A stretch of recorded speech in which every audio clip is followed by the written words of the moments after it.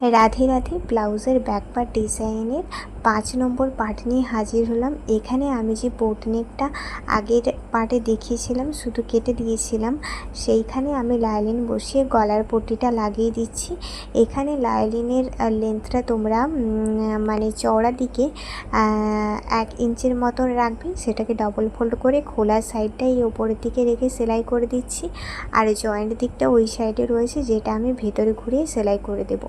এরপর পুরো অংশটাতে আমি কাটিং করে দিলাম।